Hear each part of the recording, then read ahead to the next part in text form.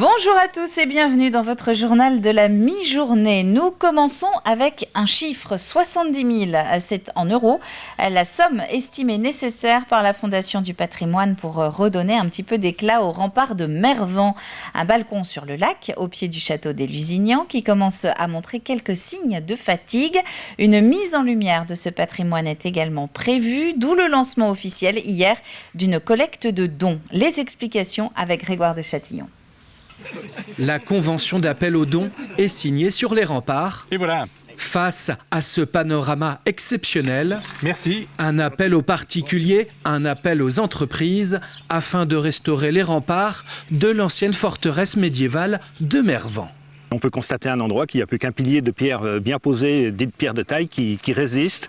Et cet endroit se trouve au Belvédère en plus. Et à partir de là, ne serait-ce que pour une sécurité des touristes et des personnes qui viennent voir le magnifique point de vue que l'on a ici, et il est clair qu'il faut que l'on fasse quelque chose avant que ça ne s'éboule. Aujourd'hui, il n'y a pas de danger encore immédiat, mais il faut quand même prévoir. Défricher, consolider, mettre en lumière les remparts de cet ancien château fort de la fin du XIIe siècle, situé autrefois là où se dresse aujourd'hui l'hôtel de ville de la commune. C'est l'ambition de la mairie grâce au concours de la Fondation du patrimoine. C'est plutôt une bonne nouvelle. C'est à la fois un site patrimonial, puisque donc on est au-dessus des remparts, on est sur le site de l'ancien château, et puis c'est aussi un site touristique. Je pense que c'est la plus belle vue du département de la Vendée, lorsqu'on est sur ces remparts et qu'on domine la mer finalement, puisque c'est le nom de la rivière qui coule au pied de ces remparts. Donc c'est une double raison qui a incité la Fondation du patrimoine à répondre à l'appel de Monsieur le maire pour restaurer une partie de ces remparts. C'est la deuxième fois que la Fondation du patrimoine aide la commune de Mervan pour la restauration d'une partie de ses remparts. Un soutien qui a vocation à sauver ce patrimoine afin de le transmettre aux générations futures.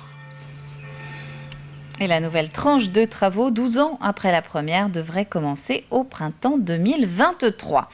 45 000 personnes seraient concernées en Vendée par des troubles 10 ou des troubles de l'attention. La première déclinaison vendéenne de la journée nationale qui leur est consacrée devrait donc avoir un certain retentissement.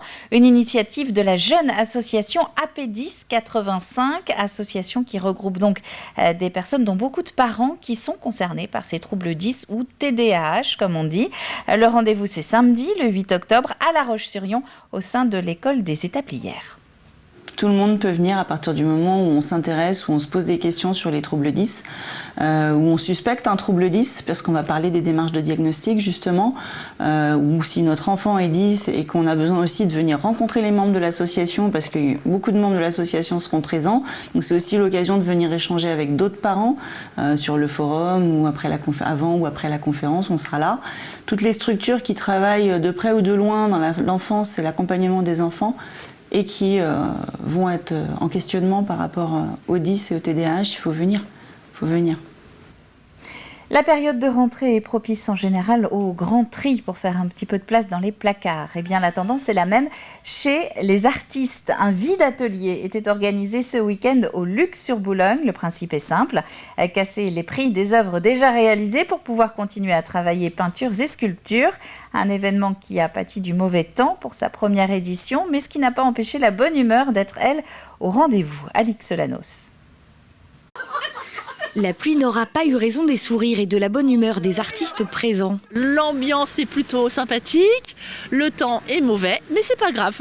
On est là et on est très content de participer à cette édition. Un premier vide-atelier organisé par la galerie du Sénéchal des Lucs-sur-Boulogne. Il n'y a pas de thème particulier, chacun vient avec ce qu'il a chez lui, chaque artiste, et propose en fait à tout le monde ce qui reste en fait, qui sont souvent des invendus ou des choses qui sont qui ont été créées depuis 4-5 ans et puis qui traînent au fond de l'atelier. Puis à un moment on se dit il faut s'en débarrasser. Voilà. Déstocker ces vieilles œuvres pour en créer de nouvelles, c'était donc l'idée de ce vide-atelier. Faire de la place pour les artistes et acheter à des prix plus qu'intéressants pour les amateurs d'art. Pour les 19 exposants, l'objectif principal n'est pas forcément atteint, mais le plaisir est là. Jusqu'ici, j'ai vendu un tableau. c'est mieux que rien, je ne me suis pas déplacé pour rien et je suis content d'avoir plu à quelqu'un qui m'a dit celui-là il me plaît, je vous l'achète. Alors moi non, j'ai pas trop réussi à vider, c'était plus disons dans l'esprit d'une part de se retrouver après ces années Covid qui ont été un peu compliquées et puis de ressortir un peu effectivement des fonds un peu poussiéreux de ce que l'on a entassé dernièrement et puis surtout de permettre de redonner un petit peu de justement de couleur à cette vie qu'aujourd'hui on a bien besoin parce que je pense que c'est nécessaire. Mission accomplie, en quelques minutes à peine, Danielle repart, des couleurs plein la vie. Ah, très très contente, je regrette pas d'être venue. Moi j'étais venue pour voir comme ça, sans plus. Mais je savais que s'il y avait le coup de foudre, j'achèterais. Et il y a eu un coup de foudre. Et il y a eu dès que je suis arrivée, je suis tombée sur la peinture qui me plaisait. Visiteurs et exposants, tous ont salué l'initiative de mettre l'art dans la rue, à portée d'œil, et n'attendent plus qu'une chose, du soleil pour la 2e édition l'année prochaine. Un nom à retenir à présent, Nacéo, c'est celui du futur musée des Sables d'Olonne, musée qui va être dédié à la mer, un site qui devrait ouvrir en 2025 et qui va s'installer dans l'enceinte du château de la Chaume d'ici là. Et avant même de commencer les travaux, des fouilles archéologiques sont en cours depuis mi-novembre. Pour l'instant, eh bien, on a relevé un petit peu de mobilier quand même, donc il y a quelques traces intéressantes. Et puis, on a redécouvert, ou découvert plutôt, eh bien les pierres qui ont servi à construire le château de la Chaume. Donc ce château qui s'appelait Château Gauthier, qu'on appelle aujourd'hui le Château Saint-Clair, ce château qui avait été détruit à la fin du règne de Louis XIV, et dont les pierres avaient dû être jetées dans les douves, et bien là on les a retrouvées. Donc voilà, il y a quand même des traces archéologiques.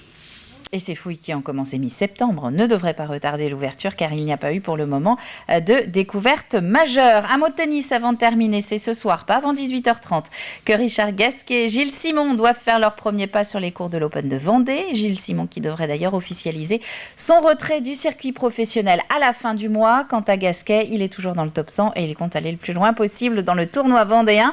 Un résultat dès demain matin dans la matinale avec le résumé de l'Open d'Aurélien Huard. C'est la fin de ce journal. Merci à vous de l'avoir suivi. Prochain rendez-vous avec l'information 18h. Ce sera avec Diane Delangle. D'ici là, très bon après-midi à vous tous sur TV Vendée.